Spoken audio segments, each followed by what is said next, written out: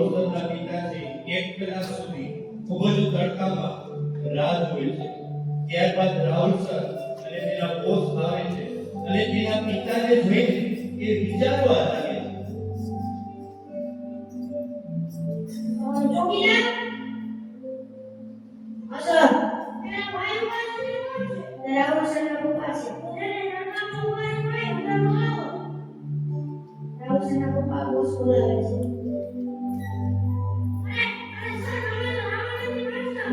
હા અરે સર તમે મને ઓળખ્યું ના સર તમને યાદ છે આજથી 20 વર્ષ પહેલા તમે મને ભણાવતા હતા. હા સર પ્રસાદ. હા પ્રસાદ. આવો સર મારી ઓફિસમાં પધારો. આવો સર પધારો. બેસો. ના ના અરે સર બેસો. સર તમને યાદ છે આજથી 20 વર્ષ પહેલા તમે મને સુપર ટીવીમાં ભણાવતા હતા. હા